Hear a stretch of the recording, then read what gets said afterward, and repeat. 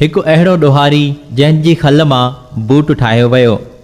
George parrot, जेको वॾे ऐं तोते जी चुंभ जहिड़े नक हुजण सबबि बिग नोज़ जॉर्ज ऐं बिग बीक जॉर्ज पैरेट जे नालनि सां सुञातो वञे थो, 19वीं सदीअ जे आख़िर में अमरीकी रियासत वाइल्ड वेस्ट में ढोरनि जूं चोरियूं कंदड़ ऐं हिकु फोरू हो। मौत खां पोइ हुन जी चमड़ीअ मां बूट जो हिकु जोड़ो ठाहियो वियो ऐं हुन जी खोपड़ीअ जो मथियों हिसो एशट्रे तौरु इस्तेमालु कयो वियो। बिग नोज़ जॉर्ज पैरेट अमरीकी तारीख़ में वाहिद इंसान हो जेको पंहिंजे मौत खां पोइ इंसानी चमड़ीअ जे बूटनि जो फैंसी जोड़ो बणिजी वियो। हुन जे वॾे नक जे करे हुन ते बिग नोज़ जो नालो पियो। बिग नोज़ जॉर्ज हिकु पेशावर चोर हो, गाॾियूं फरींदो हो ऐं वूमिंग में घोड़ा ऐं ॿिया जानवर चोरी कंदो हो।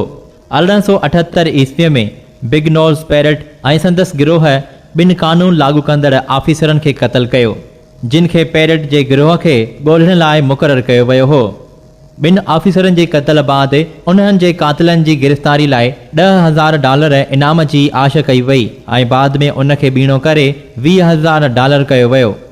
बिग नोज़ जॉर्ज खे जुलाई 1880 ईस्वी में गिरफ़्तार कयो वियो जॾहिं हू शराब जे नशे में धुत थी ट्रेन में फुल लुट करे रहियो हो ऐं 2 अप्रैल 1881 ईस्वीअ ते रावलंस वोमिंग में खेसि फांसीअ जी सज़ा ॿुधाई वई।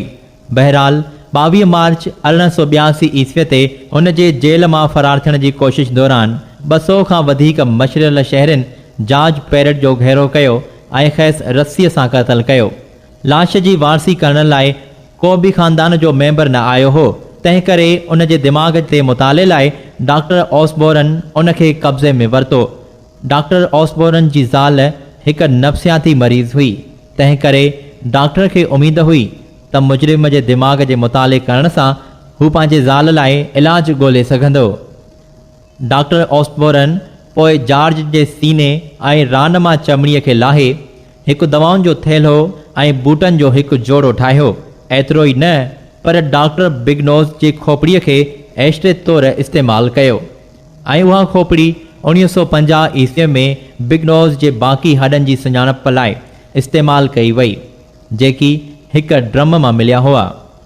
डॉक्टर ऑसबोरन वूमिंग जो पहिरियों डेमोक्रेटिक गवर्नर थियो ऐं चयो वञे थो त हुन 1893 ईस्वीअ में पंहिंजे हलबरदारीअ जे मौक़े ते वॾे नक वारे जी चमड़ीअ मां ठहियलु ख़ासि बूट पातो हो।